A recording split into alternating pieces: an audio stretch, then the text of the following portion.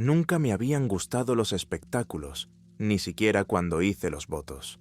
La fe, razonaba, no requería espectáculo, sino convicción tranquila y disciplina.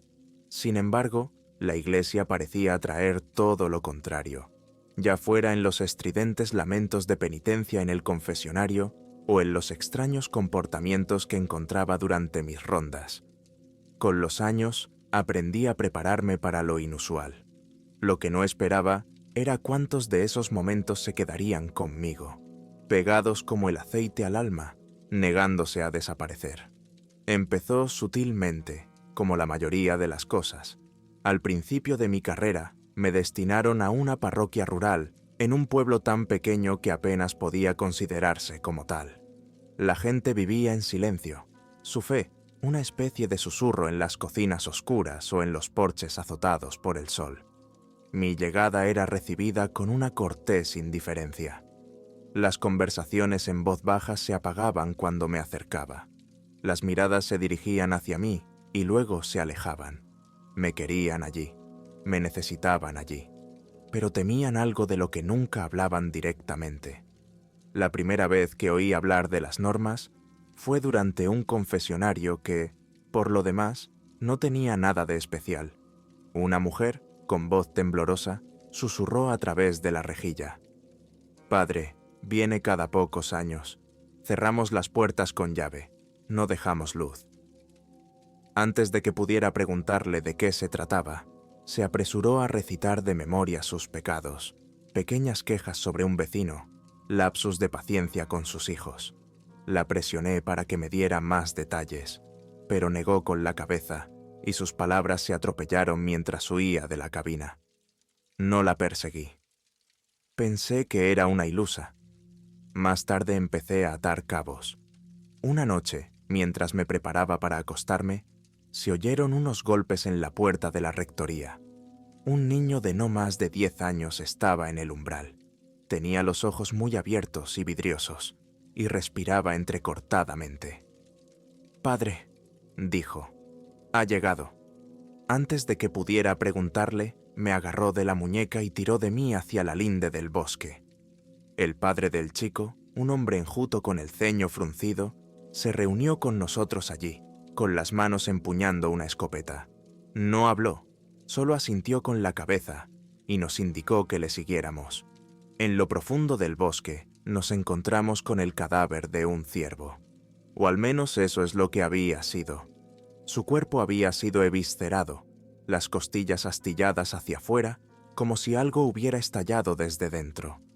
La carne estaba manchada de una espesa baba negra, y el hedor no se parecía a nada de lo que me había encontrado, metálico y rancio, como si la propia carne se estuviera pudriendo. Y avancé rápido. «Huellas», murmuró el hombre, señalando al suelo. Eran enormes, con garras y extrañamente deformes, como las de un bípedo que nunca hubiera llegado a dominar el caminar erguido.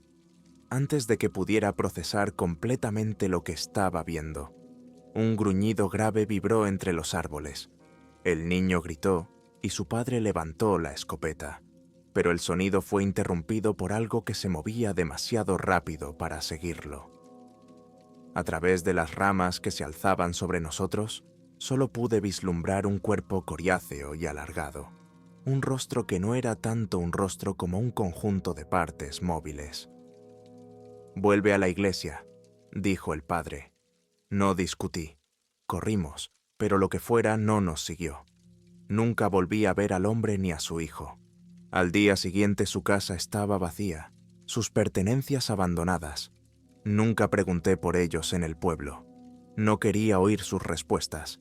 Al año siguiente, entregaron un confesionario nuevo.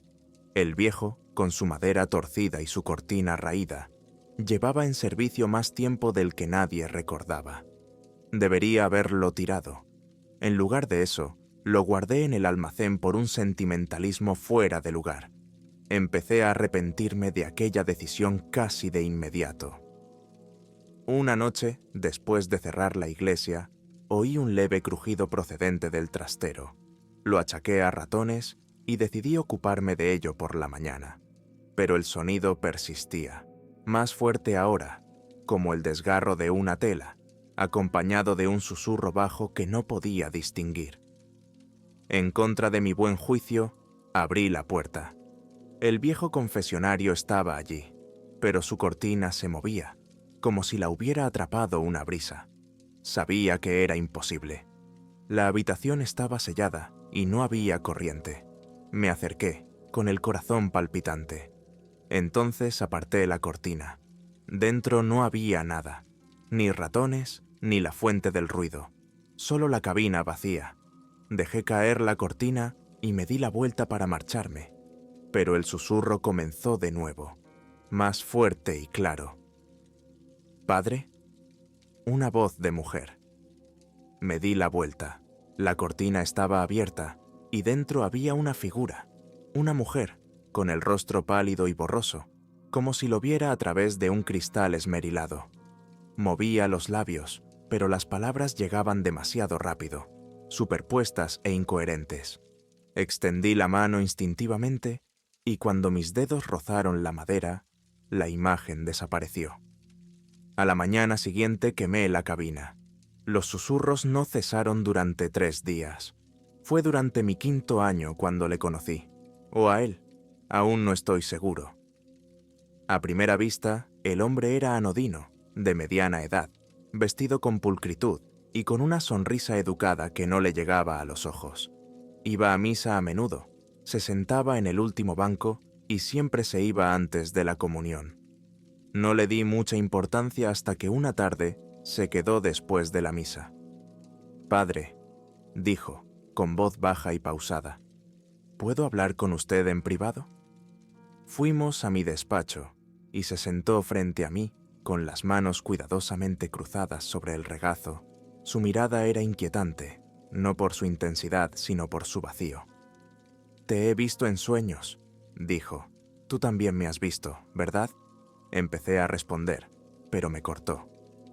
No respondas. Ya lo sé. Mientras hablaba, me fijé en sus ojos. Eran negros, no marrones oscuros, ni avellana, sino negros puros, líquidos, que no reflejaban nada. Volvió a sonreír, esta vez más ampliamente, mostrando unos dientes de más. «Llevo aquí mucho tiempo, más que usted, más que este pueblo. Solo quería darle las gracias, padre, por mantener la puerta abierta». «¿Qué puerta?» Su sonrisa se ensanchó cuando se lo pregunté, y por un momento me pareció ver que algo parpadeaba en su rostro, un segundo conjunto de rasgos, grotescos y angulosos. «Pronto lo verás», dijo, levantándose bruscamente. Se dirigió a la puerta, se detuvo y me miró por última vez. No volvió a ir a misa, y una semana después, el sótano de la rectoría se inundó sin motivo aparente. El agua estaba helada y muy negra. Ahora la iglesia tenía un ático, aunque yo rara vez iba allí. Era un espacio estrecho y polvoriento, lleno de reliquias olvidadas y cajas de discos que nadie se preocupaba de ordenar. Una noche, mientras preparaba un sermón, oí un canto que descendía desde arriba, tenue y desafinado, como un coro calentando motores. Subí las estrechas escaleras, linterna en mano. El sonido se hizo más fuerte a medida que ascendía y se convirtió en un himno que no reconocí. La letra era extraña, gutural, pero extrañamente melódica. Al final de la escalera me detuve. El ático estaba a oscuras, pero pude distinguir las formas de las figuras, docenas de ellas, de pie en filas ordenadas. Sus rostros se volvieron hacia mí. Sus rasgos eran indistintos, como si hubieran sido tallados en cera y dejados demasiado cerca del fuego. Se balanceaban mientras cantaban, con movimientos antinaturales. «Deténganse», ordené, y el canto cesó al instante. Una a una, las figuras se giraron y caminaron hacia la pared del fondo. A medida que se movían, se disolvían en la oscuridad. Cuando desapareció la última, se encendió la luz del desván. Nunca volví a subir. Años después, volví a verlo. El hombre de los ojos negros. Estaba de pie al borde del cementerio mientras yo dirigía un entierro. Cuando terminó la ceremonia, se acercó. su sonrisa tan inquietante como recordaba. «Ya está abierto. Lo has hecho bien», dijo. No respondí. No podía. Pensé que aquel hombre perseguiría mis sueños durante años, pero sus palabras de despedida se desvanecieron en el caos de la vida periclitada. La iglesia tenía una forma de reclamar tu atención, de arrastrarte de vuelta a lo tangible. Los comedores sociales, los tejados con goteras, los menguantes platos de colecta. Quería creer que había sido fruto de mi imaginación, producto de noches en vela y exceso de trabajo. Pero algo persistía. A ese sentimiento le salieron garras una tarde de invierno, cuando la niña acudió al confesionario. Era un día lúgubre, de esos que te quitan el calor de los huesos. Decidí abrir la iglesia temprano, encendiendo velas para alejar la penumbra. El habitual goteo de feligreses iba y venía, pero ella llegó sola, con su diminuta silueta recortada contra las macizas puertas de roble. No tendría más de 7 u 8 años y llevaba un vestido azul pálido, que parecía extrañamente fino para el tiempo que hacía. Caminó lentamente por el pasillo, con pasos casi insonoros, antes de entrar en el confesionario. La seguí, sin saber si había entrado por casualidad. «Bendígame, Padre, porque he pecado», empezó. Recitó las primeras líneas con una precisión que parecía ensayada, su tono dulce y vacilante. «¿Qué pecados quieres confesar, hija mía?». Hubo un largo silencio. Luego volvió la voz, pero no era la suya. «No puedes salvar a los pecadores, Padre». Las palabras eran guturales, ásperas como piedras que rechinan. «Ahora me pertenecen a mí». Antes de que pudiera responder, volvió a hablar. Esta vez sonaba como una niña. De nuevo una cadencia de canción, un poema o tal vez un canto. Su voz resonó en el confesionario. Vienen con su culpa, sus susurros, sus mentiras, pero sus almas son mías. Cuando el cuerpo muere, sus oraciones se desvanecen, sus lágrimas se enfrían, porque la fe no salvará lo que yo ya tengo. Te paras en el altar, predicas y rezas, pero cada pecador que bendigas se marchitará. Mis cadenas están forjadas, sus eslabones están apretados, y los arrastraré a todos gritando hacia la noche. Mis manos se agarran a los lados de madera del asiento, como si me anclara a la realidad. «¿Quién es usted?». Consigo atragantarme. La niña se rió, un sonido estridente y penetrante que no pertenecía a una niña. Parecía venir de todas partes. «Oh, ya lo sabe, padre», dijo. Y entonces, sin más, desapareció. Salí a trompicones del confesionario. Me temblaban las piernas. La chica no estaba, y la iglesia estaba vacía. La única prueba de que había estado allí era el débil olor a azufre. Unas semanas más tarde, me llamaron para bendecir una casa cercana. La familia se había mudado recientemente, y casi de inmediato empezaron a producirse sucesos extraños. Puertas que se abrían y cerraban solas, una corriente de aire frío que parecía no desaparecer nunca. Y lo más inquietante, el sonido de una mujer que lloraba a altas horas de la noche. Cuando llegué, la casa no estaba bien. La familia, una pareja joven con un bebé, parecía demacrada y privada de sueño. «Viene todas las noches», me explicó la mujer, abrazada al bebé. «Siempre a la misma hora, a medianoche, la oímos llorar. Pero cuando vamos, miramos. No hay nadie». Realicé los ritos habituales, rociando agua bendita en todos los rincones de la habitación y recitando las oraciones del exorcismo. Los sollozos comenzaron justo cuando terminé. Al principio eran débiles, apenas audibles, pero aumentaban con el paso de los segundos. No era solo llanto, eran lamentos, crudos y guturales, el sonido de alguien que sufría un dolor inimaginable. Venía del piso de arriba. En contra de mi buen juicio, seguí el sonido. El dormitorio principal estaba vacío, pero los sollozos eran ensordecedores. Me giré para salir y entonces la vi. Estaba en un rincón de la habitación, de cara a la pared. Llevaba un vestido de novia amarillento por el paso del tiempo, con el dobladillo hecho jirones y manchado. El velo le ocultaba el rostro, pero pude ver mechones de pelo que sobresalían en ángulos extraños, húmedos y pegados a la tela.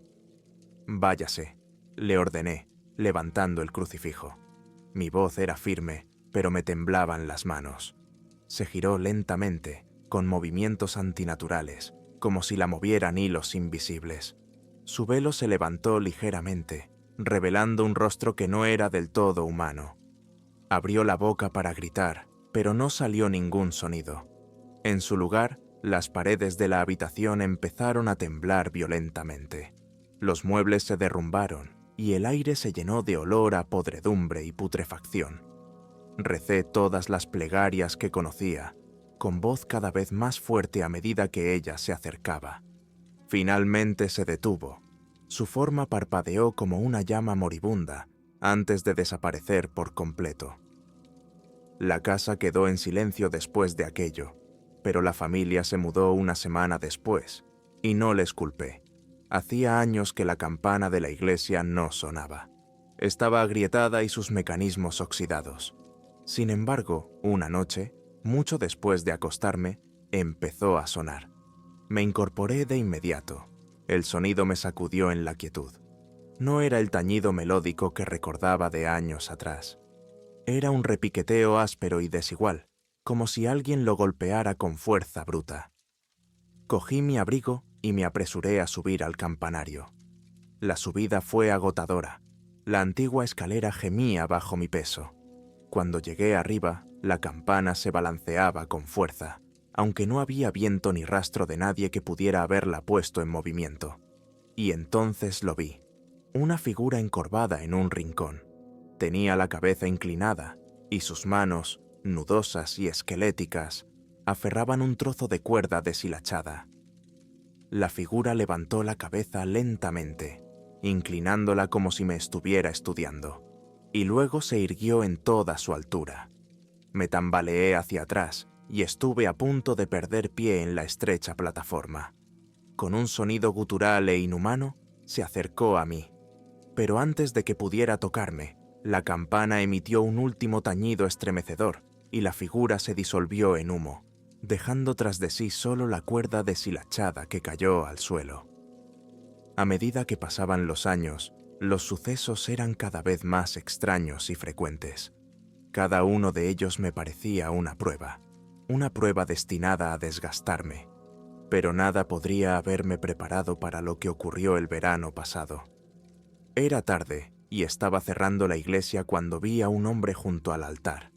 Estaba de espaldas a mí, con una postura rígida. «Lo siento, hemos cerrado», le dije, pero no se movió. Me acerqué con cautela y al acercarme me di cuenta de que no estaba de pie. Estaba flotando, con los pies a escasos centímetros del suelo. Su cabeza se giró para mirarme. Era el hombre de los ojos negros. «Deberías haberme escuchado», dijo, con una voz estratificada, como si un coro de voces hablara a través de él. «¿Escuchar qué?», le pregunté. «A la chica, a la novia, a todos ellos. Crees que puedes salvarlas, pero no puedes. Me pertenecen», dijo. Levanté el crucifijo, pero él se rió, un sonido hueco y escalofriante que hizo temblar las paredes. «Es demasiado tarde, padre. La puerta está abierta», y desapareció, dejándome solo en la silenciosa iglesia. Pero siempre vuelven. Nunca he buscado la confrontación. Mi papel, tal como lo he entendido, era guiar y proteger a través de la fe, no de la fuerza. Pero después de la advertencia de aquel hombre, después de volver a oír aquellas palabras, «La puerta está abierta», supe que no podía quedarme de brazos cruzados. Lo que estaba ocurriendo no era solo una travesura sobrenatural o una prueba de fe. Algo más grande se avecinaba, y no iba a detenerse hasta consumirlo todo. Empecé a prepararme esa misma noche. Los rituales de exorcismo siempre habían sido un último recurso para mí, pero ya no podía evitarlos. Desenterré los viejos textos, los que había estudiado en el seminario pero que esperaba no necesitar nunca. Pedí permiso a la diócesis y, Aunque dudaron, más preocupados por el escándalo que por la salvación, al final lo aprobaron. Lo que el hombre de los ojos negros había dicho sobre la puerta me obsesionaba. No sabía a qué puerta se refería ni cómo se había abierto, pero estaba decidido a cerrarla. Estudié detenidamente cada trozo de sabiduría que pude encontrar, buscando cualquier cosa que pudiera darme una ventaja. Pasaron semanas, cada noche llena de inquieto estudio e intranquilo silencio. La iglesia se sentía más oscura ahora, sus paredes presionándome. Y entonces, tal como me temía, llegó la confrontación final. Era una noche de tormenta, con los relámpagos dibujando dentadas en el cielo. Estaba solo en la rectoría cuando oí abrirse de golpe la puerta principal de la iglesia. El sonido resonó en los pasillos, seguido de una risa baja y gutural. Cogí el crucifijo y el kit de exorcismo y entré en la nave. Allí, en el centro del pasillo, estaba el hombre. Su figura parpadeaba como si estuviera atrapado entre este mundo y el otro, pero su sonrisa era más amplia que nunca. «Ya se lo he dicho, padre», dijo, extendiendo los brazos. «La puerta está abierta». Me mantuve firme, aferrando con fuerza el crucifijo. «Me da igual la puerta que hayas abierto. No te vas a quedar». Volvió a reír, un sonido que parecía reverberar dentro de mi cráneo. «Oh, yo no me quedo», pero él sí. El aire a su alrededor brilló, distorsionándose como ondas de calor. Entonces el resplandor se expandió, abriéndose para revelar una grieta abierta. Una puerta. Soplaba un viento nauseabundo que traía consigo el hedor de la descomposición y un coro de gritos agonizantes. Algo estaba entrando. Salió lentamente, como saboreando su llegada. Primero aparecieron las garras, luego la cabeza, grotesca y malformada, con una boca ancha y sin labios que dejaba ver unos dientes dentados. Sus ojos estaban vacíos y las cuencas brillaban débilmente con una luz verde enfermiza. Su cuerpo era una enorme masa de tendones y huesos. El demonio lanzó un rugido gutural que hizo temblar los cimientos de la iglesia. El hombre de los ojos negros se apartó, haciendo una reverencia burlona. «Todo suyo, padre», dijo antes de desvanecerse en el aire. El demonio volvió su mirada sin ojos hacia May y habló con una voz como de metal que rechina. «Sacerdote, no puedes detener lo que ha comenzado». Di un paso adelante, levantando el crucifijo. «Esta es la casa de Dios. No la profanarás». Volvió a rugir, con un sonido ensordecedor, y se abalanzó. Apenas tuve tiempo de moverme y me zambullí detrás de uno de los bancos, cuando sus garras rasgaron el aire donde yo había estado. La madera se astilló bajo el golpe, enviando fragmentos por todas partes.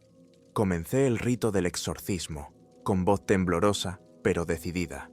«En nombre de Jesucristo, te ordeno que te vayas de este lugar». El demonio rió, un sonido horrible y ahogado. «Tus palabras son débiles, sacerdote. Tu fe es débil». Volvió a arremeter, esta vez contra el altar. El espacio sagrado estalló en llamas. El fuego consumió la tela y las velas en cuestión de segundos. Sentí que el pánico se apoderaba de mi pecho, pero lo contuve. No podía dejar que el miedo se apoderara de mí. Continué con el rito, moviéndome con cuidado para mantener la distancia entre el fuego y yo. Era rápido, antinatural, pero torpe en sus movimientos, como si su forma fuera demasiado grande para este mundo. Lo utilicé a mi favor, escondiéndome detrás de las columnas y zigzagueando entre los bancos mientras me perseguía. En un momento dado, me acorraló y su enorme figura me impidió escapar. Levantó una mano con garras para golpearme, pero empujé el crucifijo hacia adelante, presionándolo contra su carne. La reacción fue inmediata. Salió humo del lugar donde la cruz hizo contacto y el demonio emitió un aullido gutural de dolor. Retrocedió, lo que me dio tiempo a escabullirme. «En el nombre del Padre, del Hijo y del Espíritu Santo», grité, y mi voz se hacía más fuerte con cada palabra.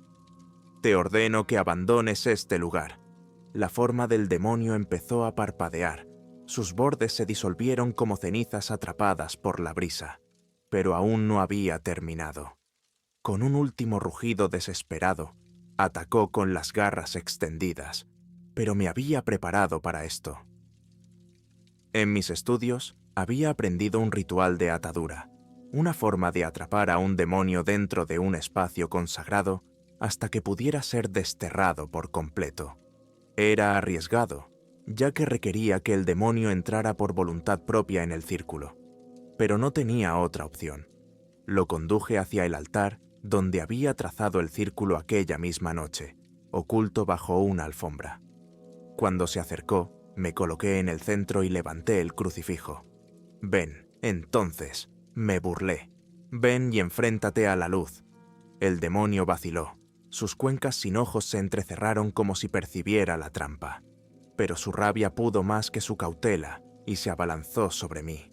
En cuanto sus garras cruzaron el límite del círculo, los símbolos cobraron vida y brillaron con una intensa luz dorada. El demonio soltó un grito desgarrador y se agitó salvajemente mientras el poder del círculo lo sujetaba. Empecé el conjuro final y mi voz se elevó por encima de los aullidos del demonio. Por el poder de Cristo, te ato. Por su sangre, te condeno. Vuelve a la fosa de la que saliste. La luz se hizo entonces más brillante, rodeando al demonio por completo. Su forma se retorció, encogiéndose y derrumbándose sobre sí misma como si fuera arrastrada de vuelta a través de la grieta. Con un último rugido ensordecedor, desapareció y la grieta se cerró con un estruendoso crujido. El silencio que siguió fue ensordecedor. Las llamas del altar se habían extinguido, dejando solo madera quemada y un ligero olor a humo. La iglesia estaba en ruinas, los bancos volcados, las estatuas destrozadas. Pero todo había terminado. El demonio se había ido. Caí de rodillas, agarrando con fuerza el crucifijo. Por primera vez en lo que me pareció una eternidad, me permití rezar. No por desesperación, sino por gratitud. En las semanas siguientes, reparé la iglesia pieza a pieza, con ayuda de los feligreses. Muchos de ellos habían oído la conmoción aquella noche, pero no se habían atrevido a entrar al ver los daños. Me hicieron preguntas, pero solo les di respuestas vagas. La verdad habría sido demasiado. El hombre de los ojos negros nunca regresó. Después, la grieta no volvió a abrirse. Cualquiera que fuera la puerta que se había abierto, ahora estaba firmemente cerrada, sellada por la fe y el fuego. Por primera vez en años, sentí una sensación de paz. Sabía que podría no durar, que el mal tiene una forma de encontrar grietas incluso en los muros más fuertes.